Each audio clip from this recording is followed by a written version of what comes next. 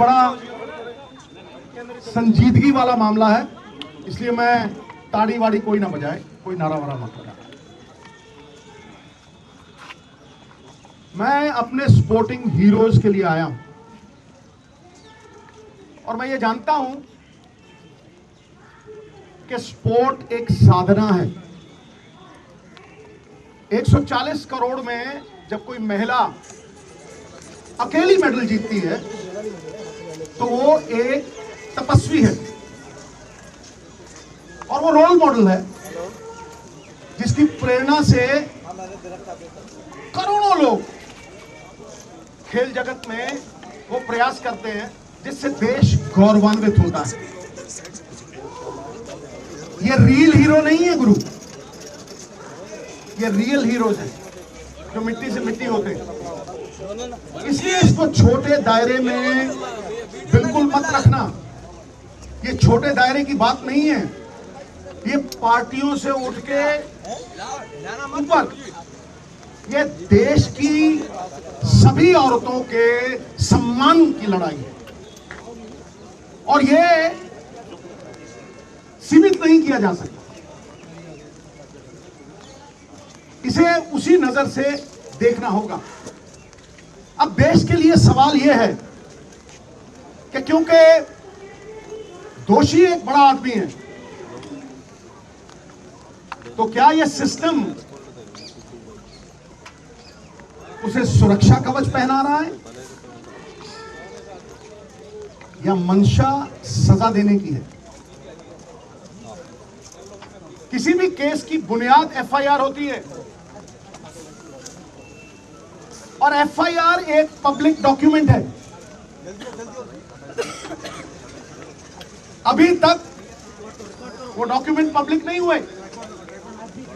मेरा सवाल है 10 दिन क्यों लगे एफआईआर दर्ज कराने में?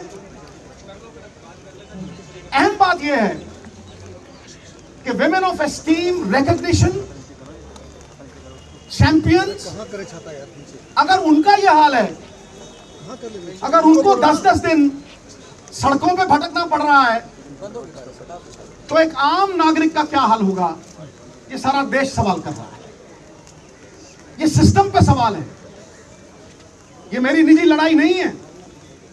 और मैं आपको बता दूं, justice delayed is justice denied. अगर ज्यादा देर ये जस्टिस डिनाई हुआ तो सिद्धू जान की बाजी लड़ाएगा, जान की बाजी। और मैं फड़ नहीं मारता हूं। सबसे पहली बात, कार्रवाई दोषी पे नहीं, उस अफसर पे भी कीजिए जिसने 10 दिन एफआईआर दर्ज नहीं की। Lalita Kumari versus the state of UP, it is mandatory to register the FIR once a cognizable offence is deciphered. और वो जो कॉग्निजेबल ऑफेंस प्रूवन हो गया है तो फिर उसकी ऑप्शन नहीं है, उसे एफआईआर दर्ज करनी पड़ेगी। और अगर वो नहीं करता तो 166 के तहत 2 साल कैद भी हो सकती। नंबर 2, सबसे बड़ा सवाल कि दोषी एक डोमिनेंट पोजीशन पे है, अक्यूज्ड एक डोमिनेंट इन्फ्लुएंशियल पोजीशन पे है। वो किसी का भी करियर बिगाड़ सकता है और किसी को भी धमका सकता है।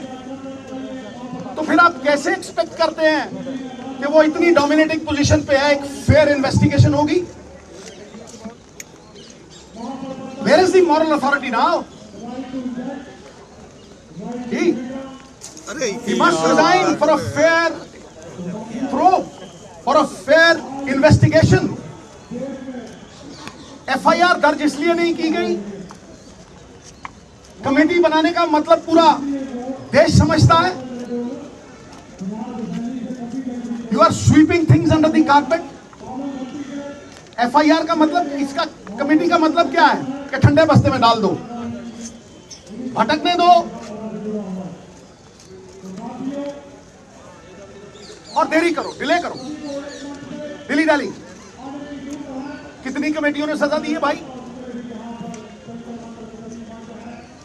फिर अहम सवाल जिस पे मैं आ रहा हूं, सबसे महत्वपूर्ण सवाल, अब जो एफआईआर हुई है और कोर्ट की प्रोसीडिंग से मैं पूरी तरह से कन्विंस्ड हूं, वो पॉस्को एक्ट के तहत हुई है। पॉस्को में, POCSO is not a bailable offence. जब वो बेलेबल ऑफेंस नहीं है, किस धारा के तहत किया है? आप माइल्ड एफआईआर तो नहीं कर रहे उसे क्लीन चिट देने के लिए, बैकडोर एग्जिट देने के लिए। बताइए किस धारा के तहत आपने वो किया है? और क्योंकि वो माइनर की कंप्लेंट है, उसमें कंसेंट मैटर नहीं करती। मिनिमम सजा 3 से 5 साल है। अरेस्ट क्यों नहीं हुई? I am asking the question, ये अरेस्ट क्यों नहीं हुई? और सबसे बड़ी बात, इस बात को मैं आपको विनती कर रहा हूं, इस बात को मैं चिल्ला चिल्ला के कह रहा हूं कि अगर आप सच तक पहुंचना चाहते हैं, अगर आप तथ्यों तक पहुंचना चाहते हैं, you want to uncover the truth, तो जैसे बाकियों की होती है, custodial interrogation is a must. पकड़ो जैसे होता है, अरेस्ट करो और कस्टोडियल इंटेरोगेशन, वरना it is a meaningless exercise, फिर उसका कोई फायदा नहीं है।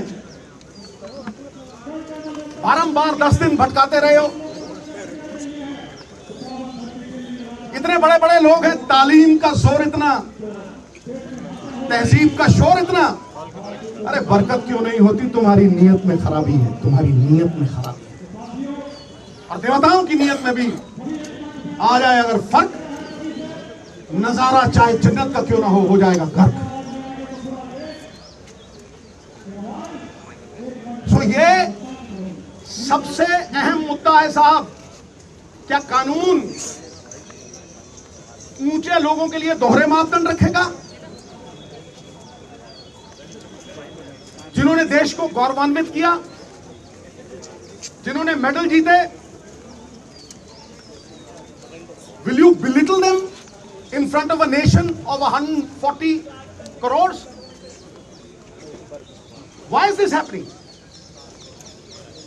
अरे जिनके मत से बनती हैं सरकारें,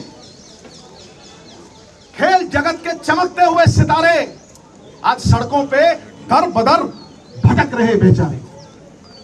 क्यों? Is the law different for the high and the mighty? It can not be.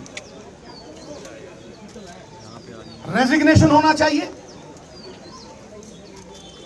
Interrogation होनी चाहिए, और सबसे बड़ी बात, अरेस्ट करके कस्टोडियल इंटेरोगेशन। मैं इस केंद्र बिंदु पे खड़ा कर रहा हूं। केंद्र बिंदु तो ये लड़कियां हैं। अरे साहब, शेरनियों की दहाड़ है इनकी। नहीं तो जब ऐसे केस होते हैं, धन्य है हमारी संस्कृति, कितने ही बब्बर शेर हो जाए, सवारी तो दुर्गा ही करती है। समझे? धन्य है वो मां बाप जिन्होंने ऐसी बेटियों को जन्म दिया जो जुर्रत रखती हैं, जो सवाल करती हैं। क्या आपको लगता है कि ये सिर्फ अपने लिए लड़ रही हैं? ये पूरी दुनिया की औरतों के सम्मान के लिए लड़ रही हैं। और ये दहाड़ चंद लोगों तक सीमित नहीं है, ये मूवमेंट है। Movement, it is a movement.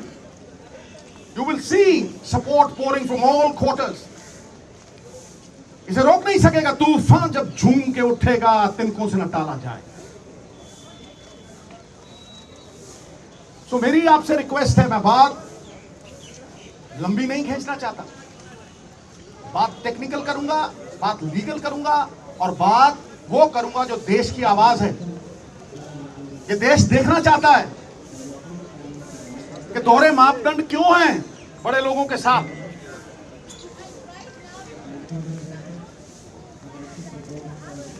सही और गलत की लड़ाई में न्यूट्रल में नहीं रह सकते आप, आपको पक्ष लेना पड़ेगा। आपको पक्ष लेना पड़ेगा। सत्य तक पहुंचने के लिए, आम आदमी में विश्वास जगाने के लिए लखीमपुर खीरी की तरह मत कर देना। मैं कहता हूं किसी पार्टी का हो, कोई भी हो, ये पक्षपात क्यों कि तुम करो तो न्यारी लीला, कोई और करे तो कैरेक्टर ढीला। ताड़ी नहीं भाई, आज ताड़ी नहीं। ये लोगों का दुख, दर्द, तकलीफ है। एक स्पोर्ट्समैन होने के नाते मैं जानता हूं पसीना बहाए बिना ये अचीवमेंट नहीं हो सकती। इनके सेल्फ एस्टीम को ठेस पहुंचाना is hurting national pride.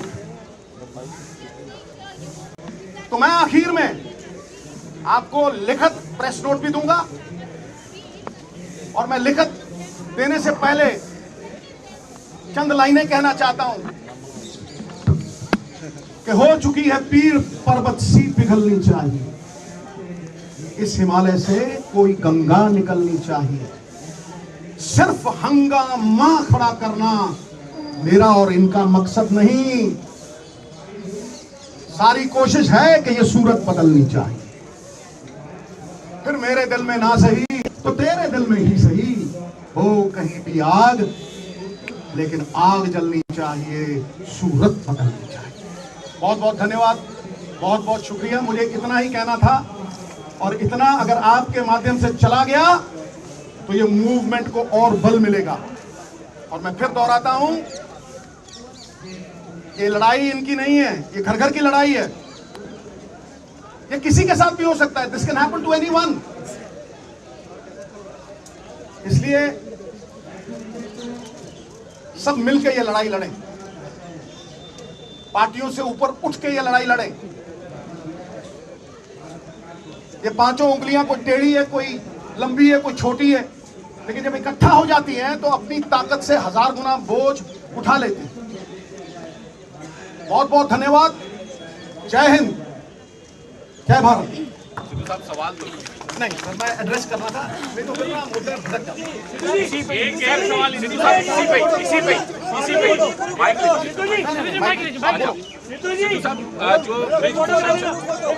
Sidhu साहब जो ब्रिजभूषण शरण है वो ये कह रहे हैं कि उनके खिलाफ राजनीति हो रही है, तमाम विपक्षी पार्टी आगे। इतना ही नहीं, उन्होंने ये भी कहा प्रियंका केजरीवाल तक भी आगे, तो क्या किया? मैं क्या कह रहा हूँ कि किसी साधारण लड़की के साथ जब होता है, किसी भी साधारण लड़की के साथ जब ये मोलेस्टेशन होती है, तो आप माइक नीचे कर लो यार, नीचे कर लो। जब किसी भी लड़की के साथ मोलेस्टेशन होती है तो क्या आप कमेटी बनाते हो वहां? बताइए, क्या आप कमेटी बनाओगे वहां? इंस्पेक्टर आता है, धारा लगाता है, अंदर ठोक देता है। तो यहां क्यों? ऐसा कुछ नहीं है।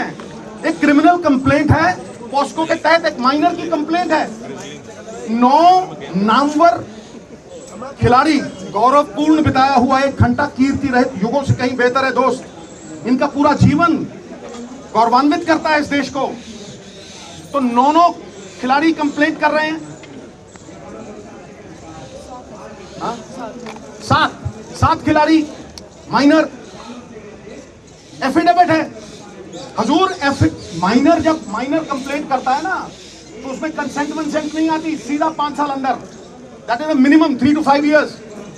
अरेस्ट होती है और इंटेरोगेशन होती है। तो तुम सुरखाब के पर लगे हैं किसी को कि तुम्हें अलग से ट्रीट किया जाएगा? क्यों? And why are you maintaining that position of influence and dominance? धन्यवाद।